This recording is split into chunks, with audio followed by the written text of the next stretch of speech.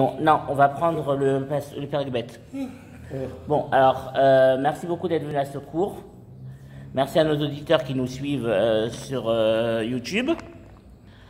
Le cours est dédié pour la Refoua Shlema de Levana Bat Malka, qui doit se faire opérer Bezrat Hashem mardi.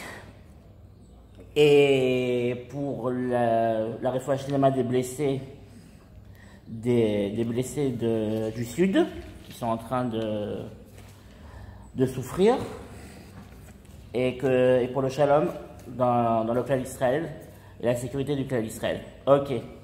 Donc on recommence le Perek Nunbet. Ori, Livshir Ozer Tzion, Livshir Bigdit Tifarter Yerushalayim, Ira Kodesh, Lo Yosif Yavol Bach Od Arel Vetame. Uri, lève-toi, habille-toi d'habits de puissance, Sion. Habille-toi de tes vêtements de la splendeur, Yerushalayim, ville sainte. Qui lo Yosif Yavo Bar Od Arel Vetame, car ne continuera pas à venir en toi l'incirconcis et l'impur. Alors comment on peut comprendre ce verset? Déjà, pourquoi on a une redondance? Uri, lève-toi. Parce que, bon, les commentateurs diront parce que c'est comme ça que les prophètes parlent. Mais il y a quelque chose de beaucoup plus profond. C'est après 2000 ans de galoute.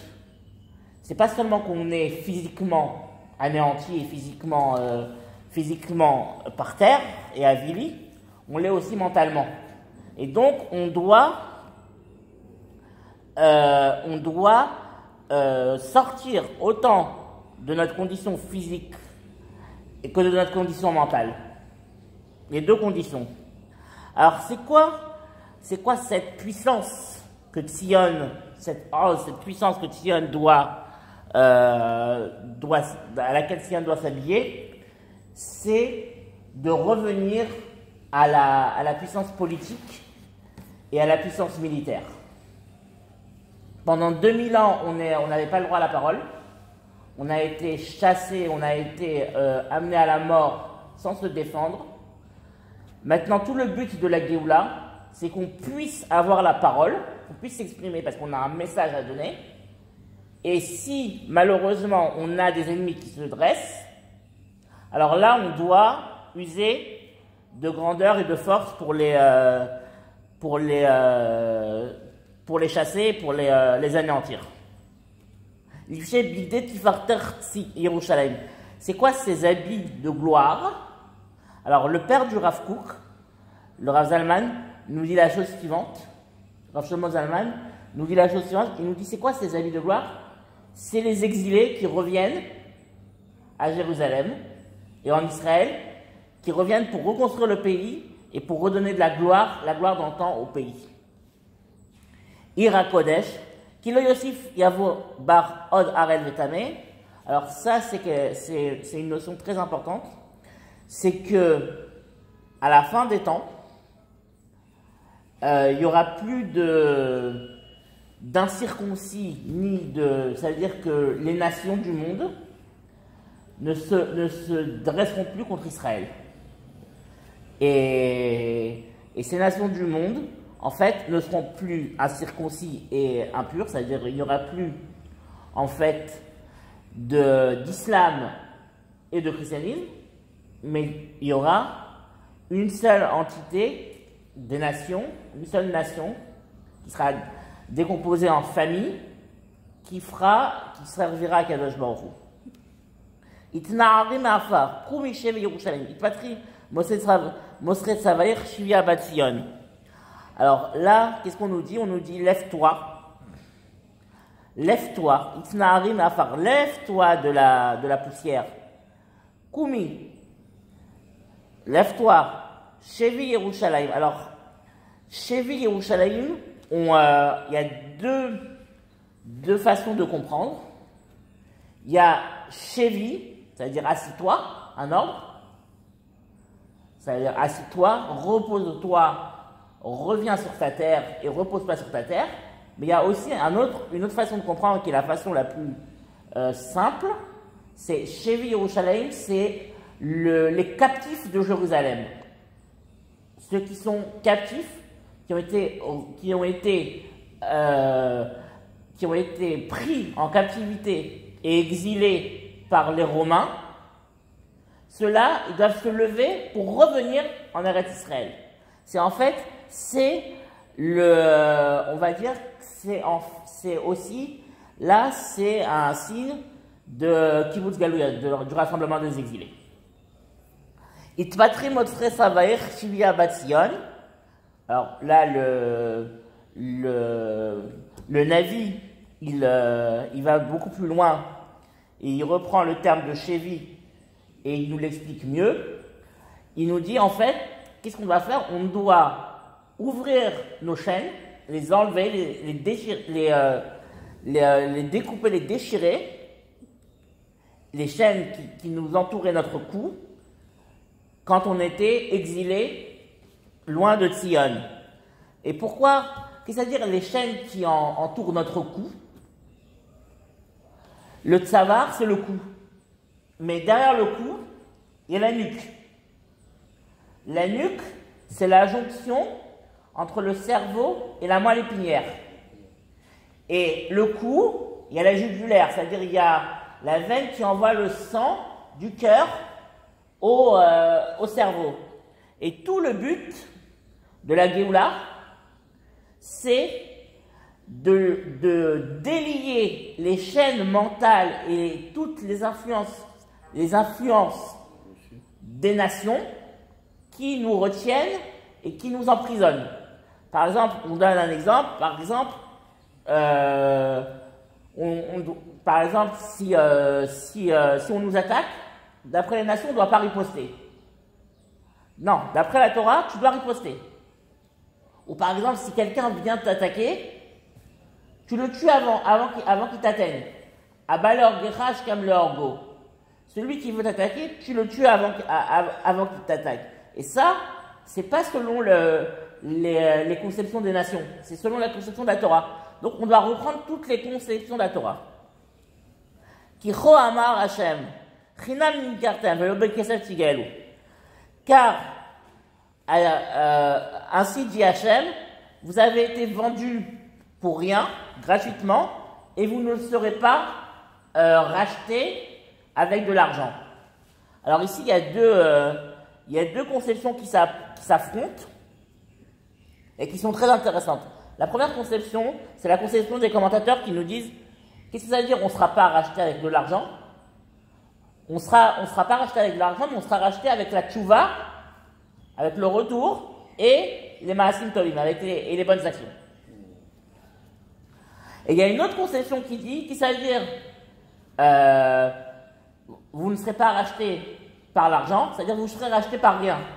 Le fait que la Géoula va arriver, que la date de la Géoula va arriver, là vous serez racheté automatiquement. Pourquoi? Et on peut comprendre en fait ça grâce à la manière des commentateurs et grâce à cette manière, on peut comprendre quelque chose d'extraordinaire. Le fait de rester juif, de rester membre du clan d'Israël, ça nous a donné un mérite. Parce qu'on aurait pu se dire, après toutes les souffrances qu'on a eues, on aurait pu se dire, on n'appartient plus à Israël, on se fonde dans les nations, on s'assimile complètement, et basta. Mais le fait qu'on est resté juif, le fait qu'on est resté fidèle à la tradition, chacun à son niveau et chacun à son degré, et à l'identité juive, c'est ça qui va nous donner le srout d'être acheté. Il y a aussi une autre notion aussi qui va nous permettre d'être racheté. Et ça, je voudrais te raconter une petite histoire qui est, d'après les historiens, qui est un mythe, mais qui est une histoire qui a cours dans le clan d'Israël et qui est intéressante. Un jour, Napoléon Bonaparte et passait devant la grande synagogue de Paris, la synagogue de la rue de la Victoire. Et c'était un jour de Tisha B'Av. Et il entend les Juifs pleurer. Lire les keynotes, lire les élégies et pleurer. Alors il se demande, il dit, mais comment ça se fait que ces gens-là, ils pleurent sur quoi? Alors un de ces généraux lui dit, votre Majesté, l'empereur, ces gens, ils pleurent leur terre et leur ville, la ville de Jérusalem, qu'ils ont perdue il y a plus de 2000 ans. Alors Napoléon dit, si jusqu'à maintenant, ils continuent à pleurer, alors ils retrouveront leur terre. Il y a une autre histoire là qui est vraie cette fois-ci et qui est racontée par Max Nordau, le colistier de Herzl dans la Histadrut, dans le congressionniste. Un jour, Max Nordau, qui n'était pas du tout religieux, qui était même marié avec une Goya, qui n'a pas converti d'ailleurs, était complètement loin de la Torah, Max Nordau a rencontré une petite fille qui sortait de l'école. Il lui a dit, qu'est-ce que vous avez étudié aujourd'hui? Comme ça, en parlant comme ça. Alors elle lui a dit, on a étudié l'histoire qui dit que Rachel, elle a été enterrée à Bethléem pour pleurer pour ses enfants exilés et pour en fait intercéder auprès de Dieu pour que les enfants reviennent. Max Nordau a dit, comme Napoléon, si depuis 2000 ans, on a encore plus de 2000 ans, on a encore cette histoire dans la tête, c'est qu'on reviendra en Eretz Israël.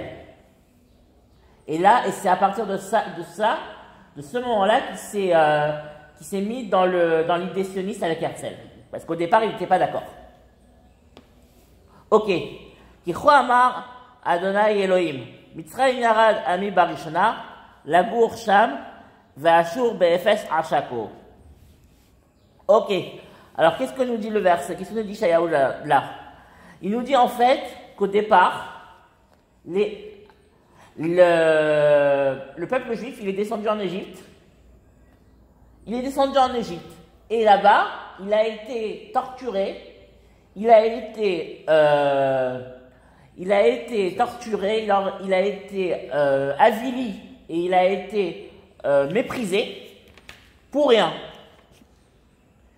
Et aussi, les Assyriens, Achour, nous ont attaqués aussi, ils ont attaqué la ville de Jérusalem pour rien. Alors là, Kadosh Baruch Hu, il nous montre quoi? Il nous montre que pendant toute l'histoire, le Ham Israël a été méprisé pour rien. Pour rien. Alors que le Ham Israël n'a jamais rien fait de mal aux nations, les nations s'en sont pris à nous. De manière injuste.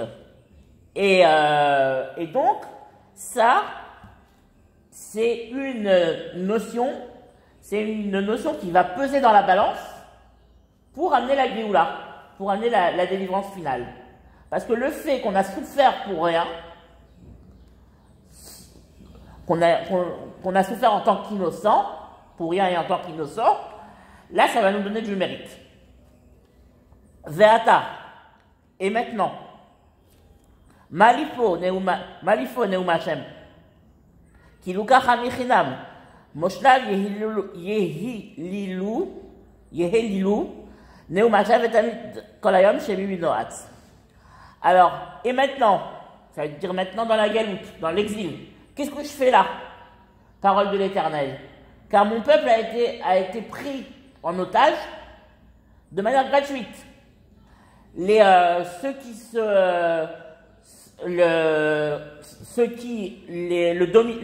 dominateurs les insultent. Parole de l'Éternel. Et toujours, tous les jours, et de manière continuelle, mon nom est méprisé. Alors, qu'est-ce que ça veut dire? Ça veut dire qu'à un moment donné, à Kadosh Baruch Hu, comme on avait dit lors du Shabbat Para, Akadosh Baruch Hu, il va dire ça suffit la galoute. Pourquoi? Parce que la galoute, l'exil, c'est un chilul Hashem. Le fait que les nations ont pu asservir et ont pu, je dirais, renvoyer le peuple d'Israël de la terre d'Israël, c'est un chilul Hashem. Parce que la terre d'Israël appartient au peuple d'Israël. Le peuple d'Israël est le peuple d'Akadosh Baruch Hu. Donc ça veut dire que si les nations ont pu nous attendre, ça veut dire que Akadosh Baruch Hu, entre guillemets, les a laissés faire, Kivyachol. Et donc le fait que cette situation continue, et le fait que le peuple juif continue à être en exil et à être surtout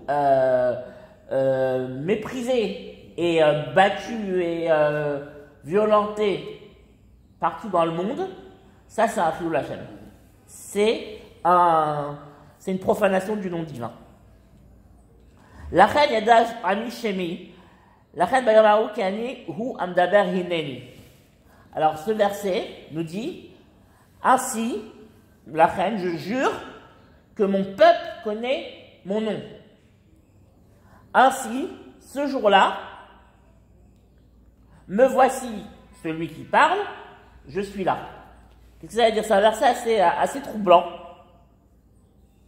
En fait, Akadosh Baruch Hu nous dit là que le Ham Israël, quand chaque année, il dit les Shana Haba Berushalayim, et quand il commence à revenir en Eretz Israël, ce n'est pas pour lui qui revient en Eretz Israël, c'est pour libérer la Shrina, libérer la présence divine de l'exil, pour que Akadosh Baruch Hu revienne en terre d'Israël et revienne dans le monde.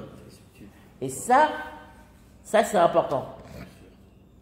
Les commentateurs nous disent, aujourd'hui c'est Rosh Chodesh, et dans le Hallel de Rosh Chodesh, pas dans le Hallel de Rosh Chodesh, dans le Hallel complet, dans le grand Hallel, on a un verset qui nous dit Lolanu Hashem Lolanu.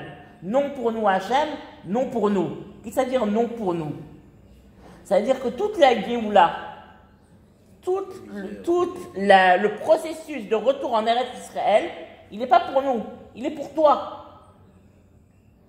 Le fait de revenir en Eretz Israël, d'assécher les marécages, d'avoir la malaria, de créer des villes, de créer des infrastructures, c'est pas pour nous, c'est pas pour l'Am Israël. On pourrait croire que c'est pour l'Am Israël, voire pour les nations. Non, c'est pour que Akadosh Baruch Hu revienne dans le monde. Et c'est ce que nous dit le verset. Manavu alarim ragle mevaser, mashmea sham, mevaser tov, mashmea Yeshua, omer letzion, malach Elohir. Alors, que sont beaux au-dessus des montagnes les pieds de l'annonciateur, celui qui fait entendre la paix, celui qui annonce une bonne nouvelle, celui qui annonce la délivrance et le salut, et qui dit à Sion, ton Dieu règne. Alors, qu'est-ce que nous dit le verset? Nous dit en fait ici, il fait un parallèle entre un annonciateur et la Géoula. Les premiers, en